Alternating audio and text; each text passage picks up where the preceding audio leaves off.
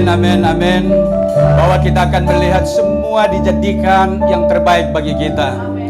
Untuk itu pagi hari ini pujian kita naik bagi Tuhan. Kita persembahkan untuk memuliakan nama Tuhan. Kita mau memuji supaya Ia hadir. Kita muliakan Dia supaya Ia bertahta. Dan tentunya Dialah yang telah berdaulat dan bertahta di atas pujian dan penyembahan kita pagi hari ini. Tuhan, kami bersyukur kepadamu untuk lawatan-Mu. Kami bersyukur kepadamu untuk penyertaan-Mu. Bahwa hari ini Engkau Tuhan telah hadir di tengah-tengah kami.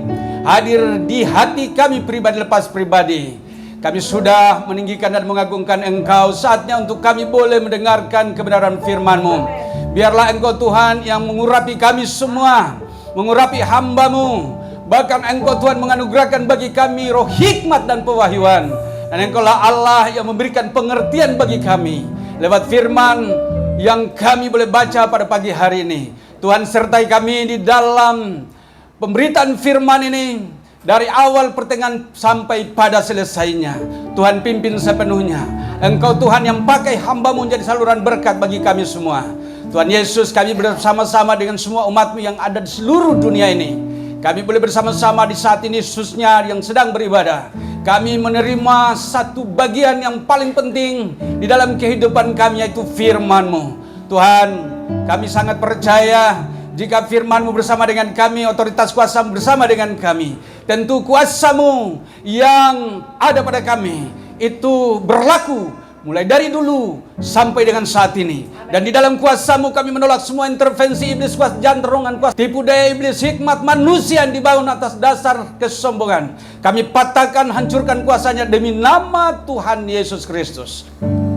Dan Engkaulah Allah yang berdaulat atas kami saat ini.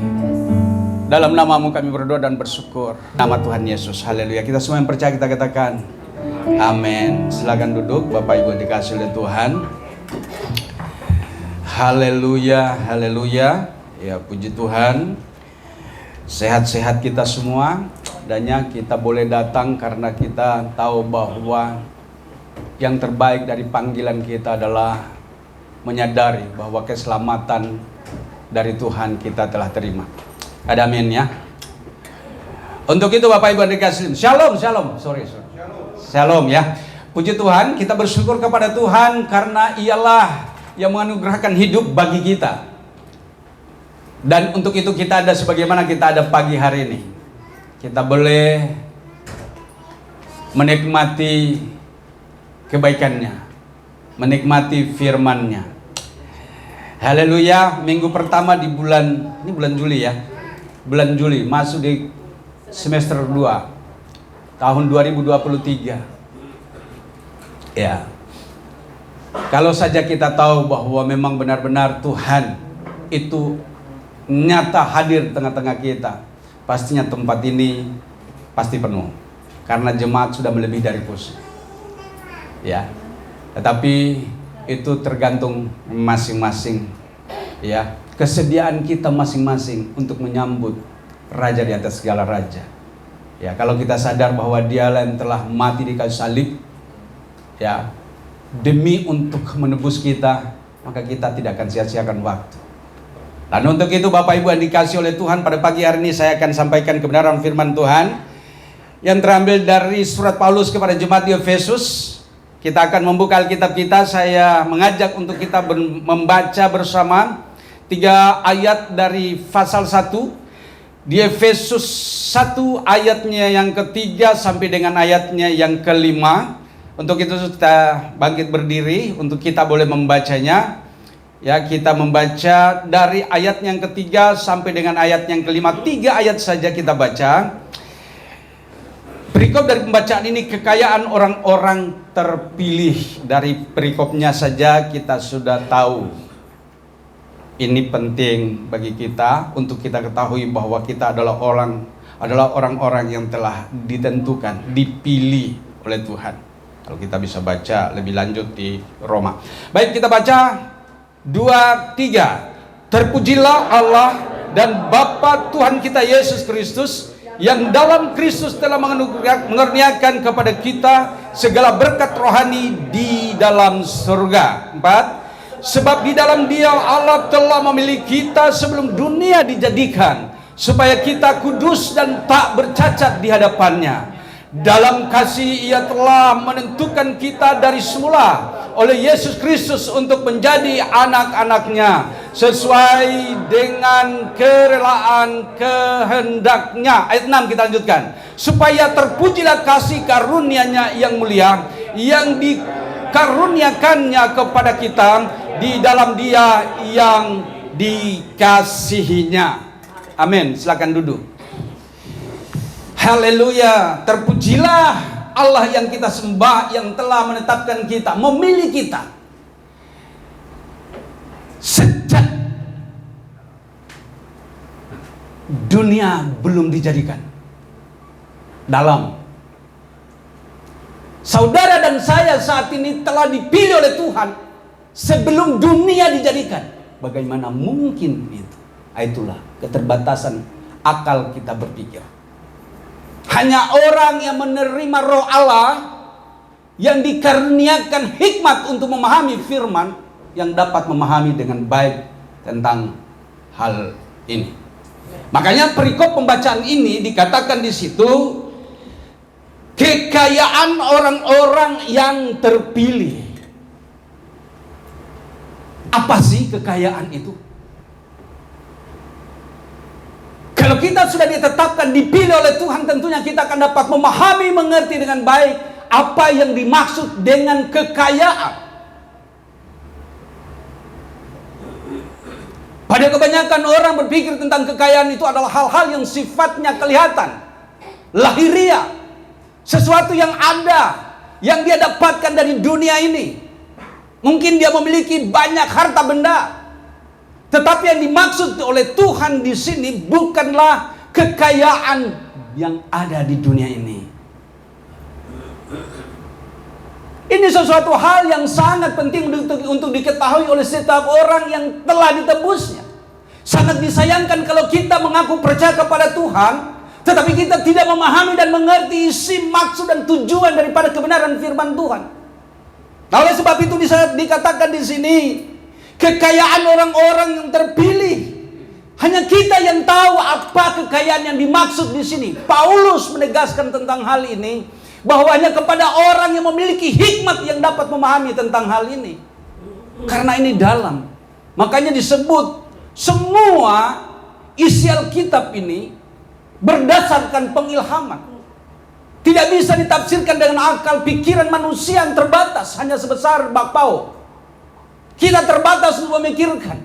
Bagaimana mungkin kita tahu adanya surga? Bagaimana kita tahu bagaimana bahwa di surga itu tersedia segala sesuatu? Tapi kita bersyukur kepada Allah yang kita sembah, Yesus Kristus, yang telah datang dari sana. Dia datang dari surga. Dia memberitahukan bahwa ada surga yang telah disediakan. Sebelumnya datang, dia menyediakan semua itu.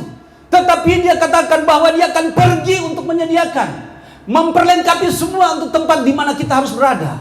Tetapi kita yang saat ini sekalipun mengenal bahwa Yesus itu ada, tetapi kita menyia-nyiakan firman-Nya. Nah, oleh sebab itu, Bapak Ibu dikasih oleh Tuhan, perhatikan dia ayatnya yang ketiga. Terpujilah Allah dan Bapa Tuhan kita Yesus Kristus, yang dalam Kristus telah mengaruniakan kepada kita segala berkat rohani di dalam surga. Jadi berbicara tentang berkat yang Tuhan sediakan bagi kita, bukan berkat yang ada yang dapat dilihat oleh mata. Sehingga banyak orang yang menempuh dengan cara apa saja. Entahkah dia mau menipu, entahkah dia korupsi, entahkah dia akan kerja mati-matian sampai dia melupakan Tuhan, entahkah dia melakukan segala sesuatu yang tidak berkenan dengan firman Tuhan. Tetapi jika kita tahu bahwa berkat yang disediakan, yang dimaksud di sini adalah berkat rohani yang tersedia dari surga. Ada amin? Yang dimaksud itu apa? Berkat rohani itu adalah iman yang Tuhan taruh di dalam hatimu untuk memahami bahwa engkau adalah milik Kristus. Berkat kita yang dimaksud dan berkat rohani adalah Yesus. Ada amin? Oleh sebab itu jangan sia-siakan hidup ini. Yang dimaksud di ayat 3 ini adalah berkat rohani dari surga, yaitu Yesus. yang dari surga datang ke dalam dunia. Dialah Allah. Yohanes 1 ayat 1, pada mulanya adalah firman, dan firman itu bersama-sama dengan Allah, dan firman itu adalah Allah. Itulah berkat rohani dari surga bagi kita. Dialah yang menyampaikan bahwa adanya surga. Tidak ada seorang pun nabi yang ada di muka bumi ini pernah hadir yang pernah menyampaikan tentang bahwa surga ada. Surga itu hanya Yesus yang pernah menyampaikannya. Tidak ada nabi yang lain yang pernah menyampaikan bahwa surga ada. Hanya Dia. Dalam Yohanes 14 ayat 1 dan sampai ayat yang ke-6 dikatakan, tidak seorang pun yang datang kepada Bapa kalau tidak melalui Aku.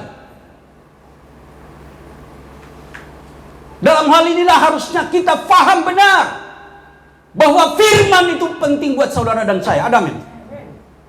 Firman sangat penting. Kau percaya tanpa mengenal firman, kau percaya tanpa memahami firman, sia-sia. Nah, oleh sebab itu, baca firman Tuhan. Ada amin? Yang amin harus baca. Ini penting buat kita, supaya kita pahami bahwa kita adalah orang yang telah ditetapkan untuk menerima kasih anugerah, kasih anugerah, keselamatan. Efesus 2 ayatnya yang ke-8 di sana. Keselamatan tidak engkau dapatkan dengan hasil usahamu.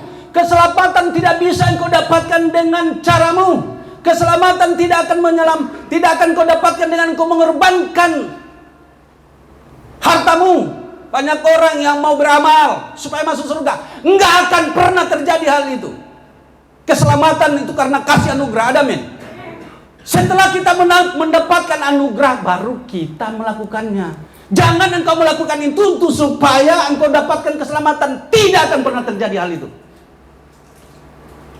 Keselamatan adalah kasih anugerah. Baca, buka di Efesus 2 ayatnya yang ke-8. Kita hanya buka satu lembar. Kita baca bersama. 2, 3. Sebab karena kasih karunia kamu diselamatkan oleh iman, itu bukan hasil usahamu, tetapi pemberian Allah. Bapak Ibu dikasih oleh Tuhan. Kalau kita baca naik ke atasnya, dikatakan di sana, kita semua ini pada kekannya adalah orang-orang yang membuat dosa. Kalau kita baca di atasnya, dikatakan di ayat yang ketiga, sebenarnya dahulu kami semua juga terhitung di antara mereka, ketika kami hidup di dalam hawa nafsu daging dan menuruti kehendak daging dan pikiran kami yang jahat. Pada dasarnya kami adalah orang-orang yang harus dimurkai sama seperti mereka yang lain. Kita ini ada di sini semua karena kasih anugerah. Amin. Semua kita ini seharusnya adalah orang-orang yang harus dilaknat. Kita ini semua harusnya orang-orang yang harus disiksa. Tetapi kita bersyukur kepada Allah yang kita sembah, Allah yang mengenal siapa kita sebenarnya. Makanya kita dipilih, ditentukan dari semula untuk menjadi orang-orang yang disebut dengan anak-anak Allah. Ini luar biasa sebenarnya. Itulah berkat rohani yang dari surga. Mengenal Sang Pencipta yang telah datang menjadi manusia, yaitu Yesus Kristus. Itulah berkat rohani. Haleluya. Ada haleluya? Amin. Puji Tuhan. Yang kedua, ayat yang keempat, kita baca.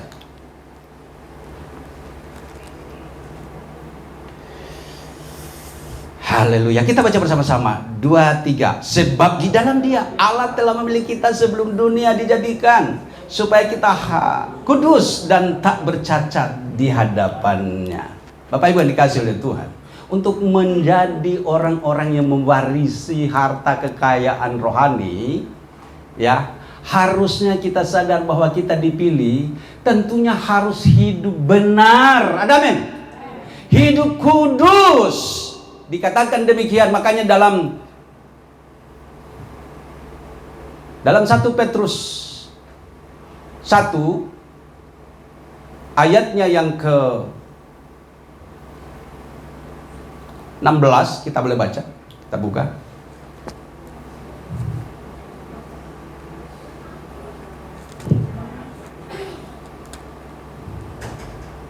Sorry, bukan. bukan satu persatu ya. Yang dikatakan kuduslah kamu sebagaimana aku kudus. Yakobus ya. Ayat 16. Oh iya benar. Kita baca dari 13. Ini kekudusan dan kasih persaudaraan kita lihat dari ayat yang ke-13. Saya bacakan bagi kita. Sebab itu siapkanlah akal budimu. Ini yang seringkali perlu diperhatikan. Waspadalah dan letakkanlah pengharapanmu seluruhnya atas kasih karunia yang dianugerahkan kepadamu pada waktu penyataan Yesus Kristus. Ayat 14. Hiduplah sebagai anak-anak yang taat dan jangan turuti hawa nafsumu yang menguasai kamu pada waktu kebodohanmu. Ayat yang ke-15. Tetapi hendaklah kamu menjadi kudus di dalam seluruh hidupmu, sama seperti Dia yang kudus yang telah memanggil kamu. Sebab ada tertulis, kuduslah kamu, sebab aku, kata besar di situ hanya, aku kudus. Kuduslah kamu sebab aku kudus. Artinya kasih anugerah itu tidak serta-merta. Tetapi jika kita sudah dianugerahkan, maka jangan lalaikan untuk hidup di dalam ketaatan. Ada amin. Taat untuk beribadah, taat untuk berdoa, taat untuk membaca firman-Nya, taat dalam segala kebenaran firman Tuhan dikatakan di sana. Karena dalam Yohanes 14 ayat yang ke-15 dikatakan, jika engkau mengasihi aku, maka engkau akan menuruti segala perintahku. Artinya kasih anugerah Tuhan itu tidak menjadi sesuatu yang sia-sia. Kita mengenal Dia, yang penting saya percaya, tidak bisa. Ada banyak orang yang penting kan saya percaya ya saudara Tuhan, tidak bisa. Percaya adalah awal iman kita. Itu percaya. Tetapi Alkitab juga menulis, kalau hanya engkau percaya, setan-setan pun juga percaya. Nah, apa bedanya dengan setan? Nah, oleh sebab itu, orang percaya yang hidup taat kepada firman Tuhan, maka dia adalah orang yang memelihara persekutuannya dengan Tuhan. Dengan cara apa? Membangun mesbah pribadi, membangun mesbah keluarga, membangun mesbah kelompok, membangun mesbah di dalam ibadah minggu seperti ini. Ada amin? Inilah gerejanya. Kalau seorang diri, ini gerejanya. Kalau seorang diri, tolong dari bawah jawab. Kalau ini adalah gereja kumpulan orang percaya, dan kalau seorang diri, ya, kamulah baitullah. Ada amin? Kalau kita seorang diri, maka kita adalah bait Allah. Perkumpulan orang-orang yang disebut dengan bait Allah, disitulah disebut gerejanya. Orang yang telah dipindahkan dari kegelapan kepada terang yang ajaib. Orang-orang yang telah dipilih keluar dari kegelapan pada terang yang ajaib. Ada di sini. Ada amin? Saudara dan saya dipilih untuk menjadi gerejanya. Gereja adalah saksi. Gereja adalah suatu wadah yang Tuhan buat untuk memberitakan keagungan kuasa firman Allah. Oleh sebab itu jangan sia-siakan. Persekutuan itu harus dihargai. Harus dihargai. Gereja, ibadah pada minggu hari itu penting. Ada amin? Amin. Karena engkau sudah ditetapkan. Jika engkau tidak berketetapan hati untuk itu, engkau akan menjadi lemah. Kau tidak akan mampu untuk seorang diri. Itu hanya sewaktu-waktu supaya terjadi sesuatu hubungan komunikasi secara pribadi dengan Tuhan. Tetapi Tuhan memilih engkau untuk supaya dikumpulkan di bilangan orang percaya yang menjadi satu kandang dengan kawanan domba yang Tuhan tetapkan. Puji Tuhan, gereja ini banyak jiwa-jiwa yang telah Tuhan panggil dari kandang lain. Hari ini ada masuk satu, saya nggak tahu kelanjutannya sampai kapan. Dari kandang lain, satu jiwa hari ini masuk, dan saya percaya kita di sini akan menjadi saksi dan akan banyak jiwa-jiwa yang baru untuk datang. Karena Tuhan telah berfirman dalam Yohanes 10 ayat yang ke-14, masih ada domba-domba di luar dari kandang ini, dan mereka sedang dituntun untuk menjadi satu kawan dengan domba yang ada saat ini. Itulah yang dipilih oleh Tuhan. Ada amin? Saya bersyukur. Domba-domba yang dari kawanan, dari kandang lain sekarang masuk, bahkan di sini ambil bagian untuk melayani. Puji Tuhan. Salah satunya saya.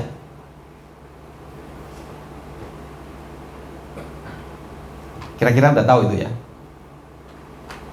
Bapak Ibu yang dikasih oleh Tuhan, hal ini penting buat kita merenungkan dengan baik.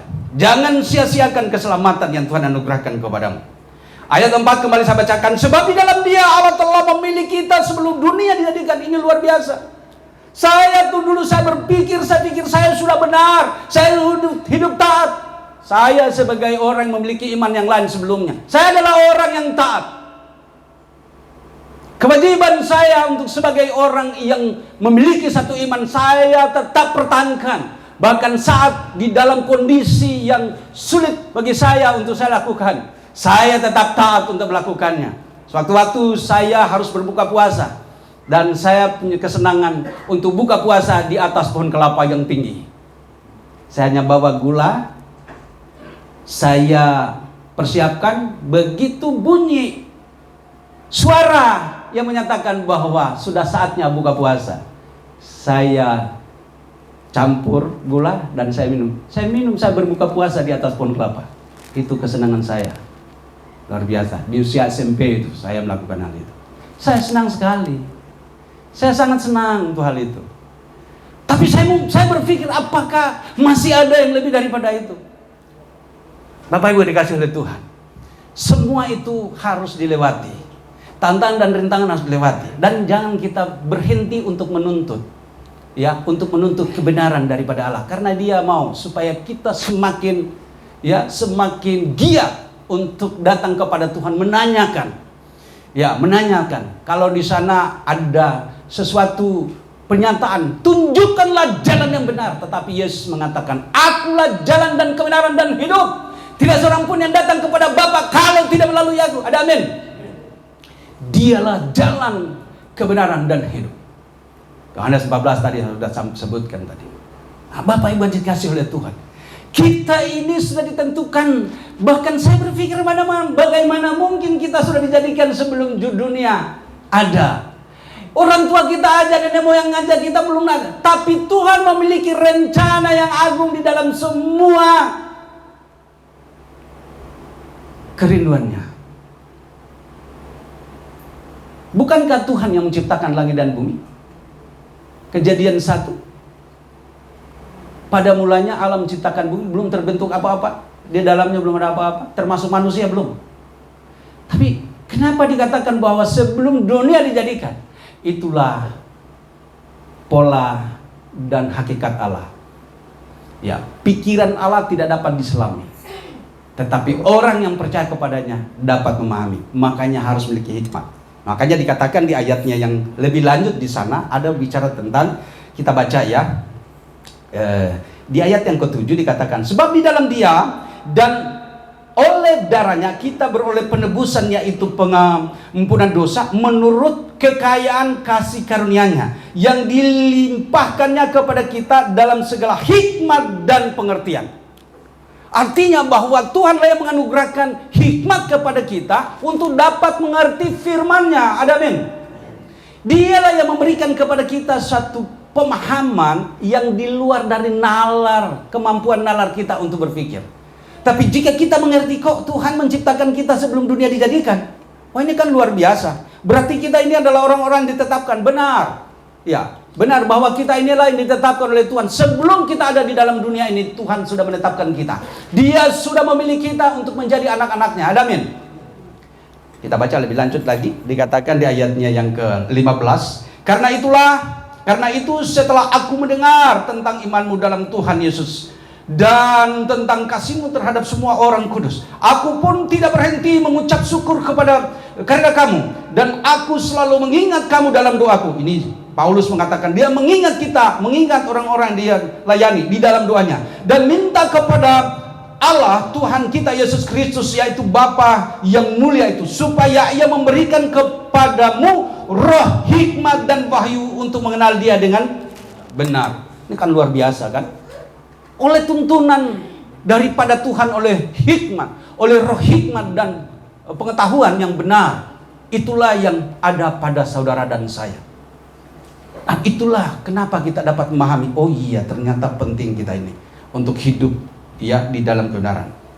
Di ayat yang keempat, sebab di dalam Dia Allah telah memilih kita sebelum dunia dijadikan. Supaya apa? Supaya kita hidup kudus dan tak bercacat di hadapannya. Harusnya kita tahu bahwa ternyata Tuhan itu menetapkan kita untuk menikmati semua berkat yang Tuhan janjikan. Tadi yang dikatakan, apa itu berkat yang Dia janjikan itu? Yaitu persekutuan dengan Yesus Kristus. Tapi kembali lagi di sini, ini penting untuk dipelajari dengan baik. Ini firman itu kaya, tinggi, ya, tak terjangkau. Tetapi dia juga dalam, tak terselami. Lebar, panjang dan lebar.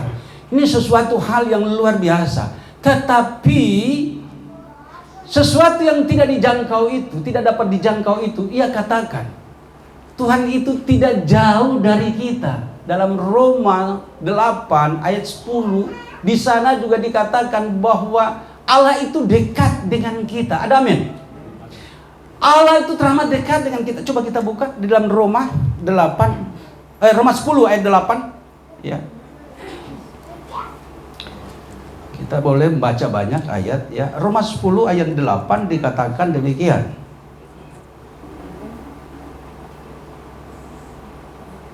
Oh, kita ayat dari ayat 6.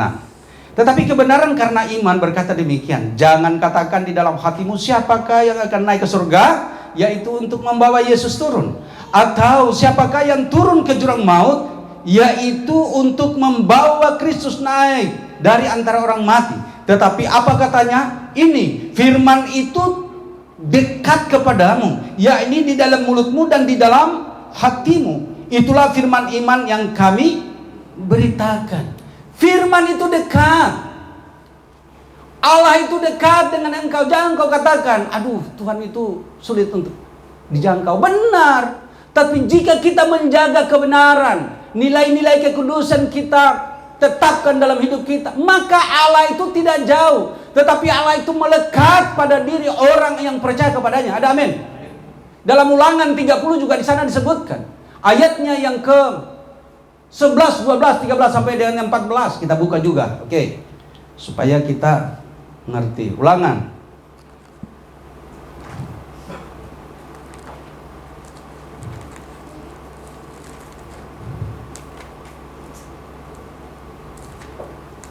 Sudah ada dapat?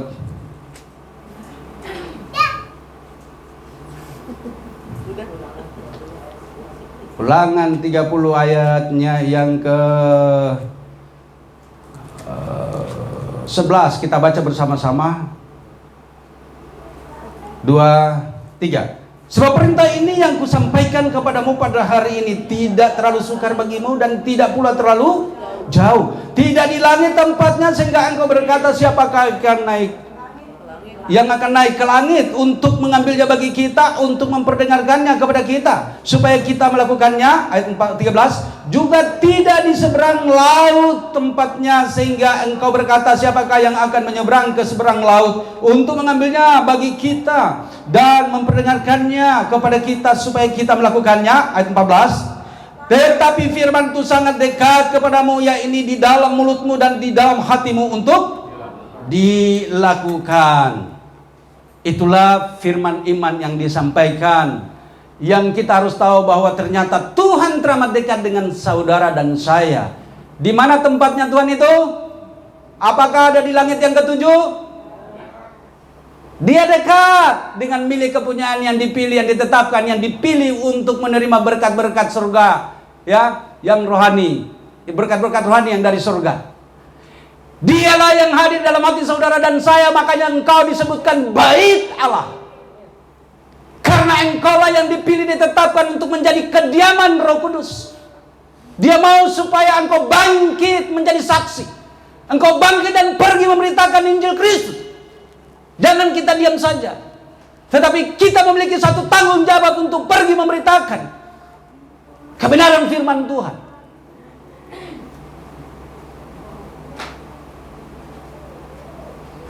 Itulah panggilan orang yang percaya. Ada amin?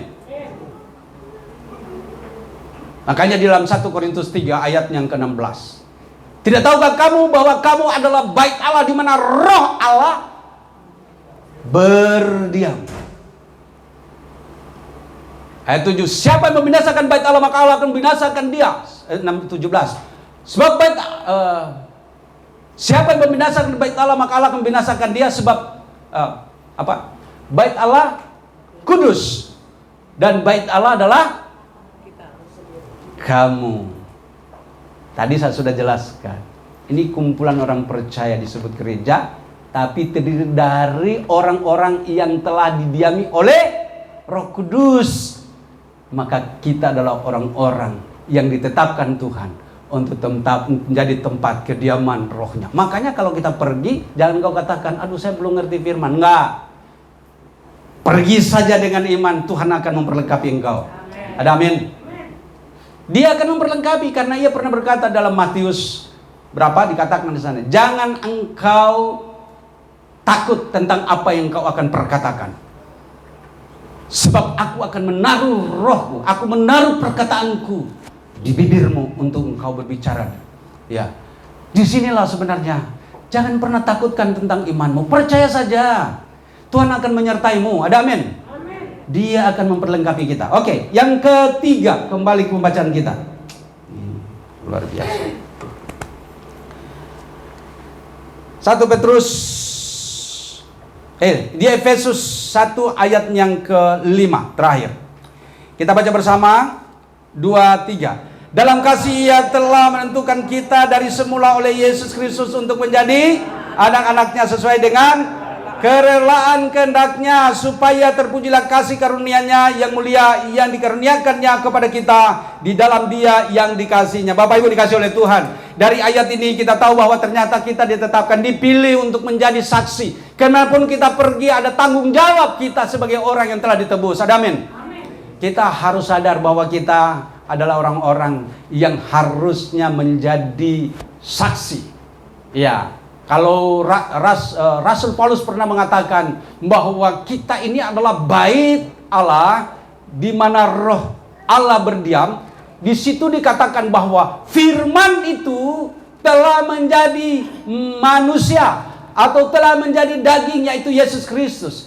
Firman itu tidak lagi ditulis di loh batu seperti yang di dalam Perjanjian Lama. Musa naik ke Gunung Sinai, kemudian dia turun membawa 2 loh batu yang bertuliskan 10 hukum Tuhan. Tetapi 10 hukum Tuhan itu tidak dapat dijalankan oleh manusia. Makanya Yesus datang di dalam dunia menjadi firman yang hidup. Dan firman yang hidup itu berkorban untuk menebus saudara dan saya, supaya saudara dan saya bebas dari kutuk hukum Taurat. Efesus 2 ayat yang ke-15 di sana dikatakan bahwa kita telah selesai dari kutuk hukum Taurat. Kita telah bebas dan dimerdekakan. Tidak ada lagi penghukuman, sesuai dengan surat Paulus juga dalam Roma 8 ayat yang pertama. Dikatakan kita adalah orang-orang merdeka dari penghukuman. Kenapa? Karena Yesus yang adalah sendiri telah datang dalam dunia dalam tubuh daging untuk menggantikan tubuh daging kita yang harus binasa. Dan dia menjadikan kita menjadi orang-orang pilihan yang harusnya bersaksi. Bapak Ibu dikasih oleh Tuhan, tanggung jawab saudara dan saya penting untuk harus menyaksikan kemuliaan Tuhan. Nah, oleh sebab itu Bapak Ibu dikasih oleh Tuhan, pagi hari ini telah jelas dan sempurna benar adanya bahwa Tuhan itu adalah Allah yang telah datang di dalam dunia untuk menggantikan yang menjadi tanggungan kita. Dia harus digantung di kayu salib dan dia harus menyelesaikan semua kutuk hukum dosa. Ya, dan dia mau supaya kita bebas. Kenapa dia melakukan semuanya itu? Karena Allah adalah Allah yang telah menetapkan kita menjadi umat pilihannya. Kenapa? Karena dia benar-benar mengasihi saudara dan saya. Kenapa dia mengasihi saudara dan saya? Karena kita adalah ciptaan yang serupa dengan dia. Kejadian 1 ayat 26. Marilah kita menciptakan manusia menurut rupa dan gambar kita. Kenapa dia datang dan menebus? Karena kita adalah orang yang serupa dengan dia yang diciptakan. Untuk apa? Untuk memuji dan menyembahnya. Tidak ada satupun yang dapat menyembah Allah di muka bumi ini. Nggak ada kecuali manusia. Itu pun dibagi, dikategorikan. Hanya orang-orang yang benar, yang hidup benar, yang hidup kudus, yang tahu arti menyembah Tuhan. Tidak semua manusia dapat menyembah Allah. Makanya dikatakan dalam perjanjian lama, manusia itu kalau dia tidak bertobat sama dengan binatang yang kita lihat pada umumnya. Dia tidak tahu siapa penciptanya. Paham? Kita bersyukur ada hikmat dan berikan kita pengertian untuk memahami betapa saudara dan saya begitu berharga di matanya. Yesaya 43 ayat yang keempat. Engkau berharga di mataku. Makanya ia menebus kita dengan manusia. Ini luar biasa. Bapak Ibu dikasih oleh Tuhan, mari. Jangan sia-siakan waktu yang ada ini. Pergunakan waktu yang ada ini untuk mendekatkan diri dengan Tuhan. Karena waktu-waktu ini adalah waktu yang semakin dekat.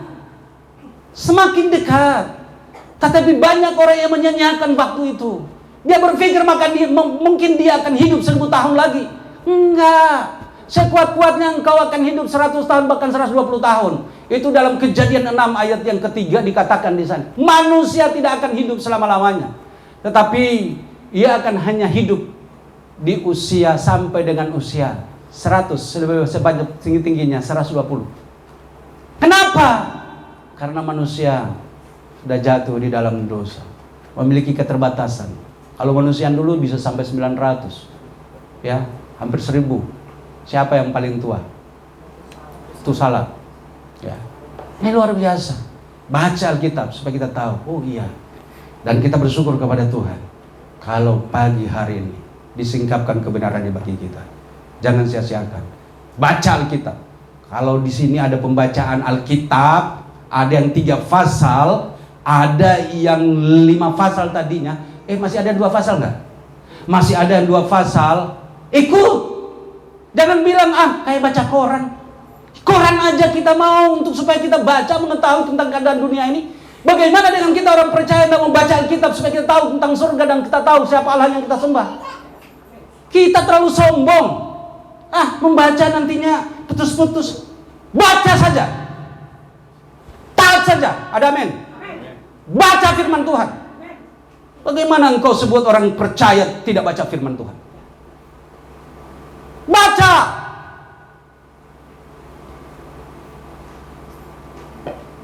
Sekarang ada yang 7 pasal. Saya berusaha untuk menyesuaikan diri. Saya berusaha. Sekalipun banyak hal. Kadang-kadang sudah malam jam 10 saya belum baca 1 ayat pun. Saya berusaha. Dan kadang saya lagi baca. Akhirnya saya baca keras-keras. Saya baca dengan bersuara. Supaya apa? Telinga saya juga mendengar. Tapi iblis sudah tahu bahwa saya sedang baca Alkitab.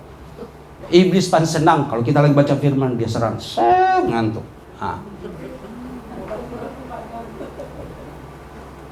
Ya. Baca. Baca. Bukankah kita orang percaya? Baca. Harus kita tegaskan benar. Baca Alkitab. Aduh, saya banyak pekerjaan. Saya kira kita sama-sama punya pekerjaan. Itu namanya berdalih kalau ada yang. Itu namanya tidak taat. Oke, saya kira mari dengarkan baik-baik kebenaran firman Tuhan. Hari ini jelas buat kita. Kita dipilih. Ya, kita sudah dipilih oleh Tuhan untuk menerima berkat rohani dari surga. Ada amin? Amin. Ya, saya kira demikian firman Tuhan. Ya, Tuhan memberkati kita semua. Kita masuk lebih dalam.